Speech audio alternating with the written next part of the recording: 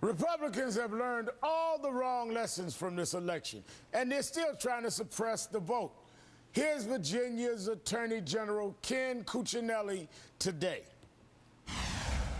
Obama lost every one of those states. He can't win in a state where photo ID is required. So clearly there's something going on out there. Your tone suggests you're a little upset with me. You're preaching to the choir. No, we get I'm upset with you. I'm with you completely. He agrees completely. Really?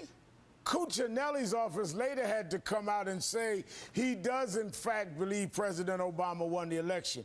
And we've told you how Wisconsin Governor Scott Walker wants to end same-day voter registration, supposedly to relieve the burden on his poor, overworked poll watchers. States across the country that have same-day registration have real problems because the vast majority of our states have poll workers who are wonderful volunteers who work 13-hour days. In most cases are retirees. It's difficult for them to handle the kind of volume of folks who come at the last minute. It'd be much better if registration was done in advance of Election Day.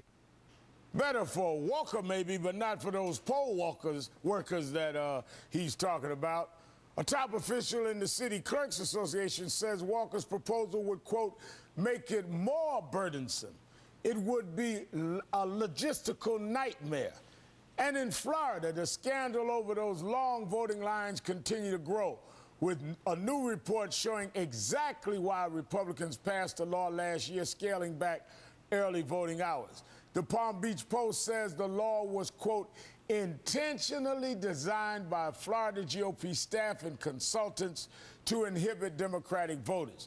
The Post says the Republican fraud concerns were advanced only as subterfuge for the law's main purpose, GOP victory.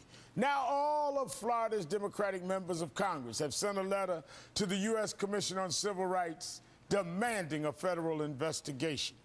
Joining me now is Jim Greer, former chair of the Florida Republican Party. He's been telling us for months about this voter suppression, and he was a key source for the Post article. Jim, thanks for joining me. Good to be here again, Al. Are you pleased that more Republicans are admitting they were deliberately trying to suppress the vote? Well, I'm pleased that for the first time people have shown courage by coming out and saying what Jim Greer has been saying is the truth. Charlie Crist came out, our former governor, and even a Republican GOP consultant who didn't want to be named, he said what I've been saying actually did occur. Now, we've got the Palm Beach Post actually quoted a strategist from the 2008 early voting days, Wayne Birch, who says, quote, when we started seeing the increase of turnout and the turnout operation that Democrats were doing early voting, it certainly sent chills down our spines. Well, I've told you before, the Republican Party and the strategists never liked early voting. Republicans, they believe, don't win in early voting. So what they had to do was decrease, if not eliminate, early voting as much as they could. And they did, and you saw what happened this last election. Now, when you look at this unnamed GOP strategist who says this about souls to the polls, this is the Sunday before election where ministers would encourage their parishioners to go to the polls and in some cases march them to the polls. Listen to what this strategist says. I know that cutting out the Sunday before Election Day was one of the targets only because that's a big day when black churches organize themselves.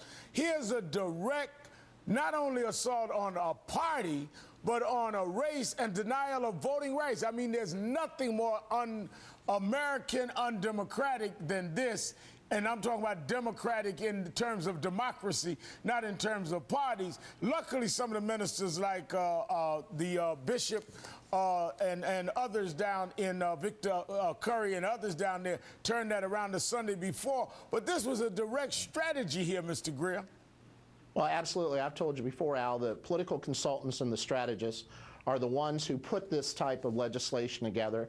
They put it together to keep voters that typically won't vote Republican from getting to the polls. You know, the Republican Party needs to change the way it does business. It needs to embrace minority voters. It shouldn't give up on minority voters. And it should play by the election rules, not change the rules every couple of years to benefit the Republican Party. But even if they don't want to embrace minority voters, you've been in the room. You were the Florida chair. We're talking about them denying their right to vote. It's one thing if you have a strategy you don't want to go after people. It's another to deny them their rights. Well, there's no doubt about it. The way the Republican Party in Florida, some of its current leaders, some of its past leaders, and even in other states operate is to win at all costs. If we can't win on our public policy positions, let's keep people from getting to the polls. Let's keep them from registering. Let's keep power at all costs. And that's what's going on in Florida.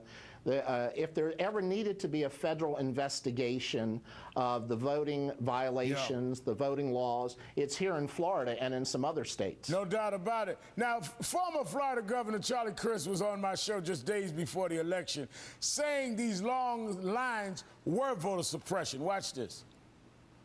It's hard to interpret it any other way, Reverend Al. I think it is voter suppression. I think it's ridiculous and unfortunate. My heart bleeds for the people of Florida. They ought to have the opportunity to exercise, as I said, this cherished, precious right to vote. We got to remember, you know, a lot of people fought very hard for people to have that right, and some died for it. We ought to respect that. And Rick Scott, of course, won't even answer the question, but former Governor Charlie Crist is right. Some died for it, and some of us are not going to let people get away with it. Jim Greer, thank you for your time tonight. Thank you, Al. It was a pleasure to be here. We'll be right back.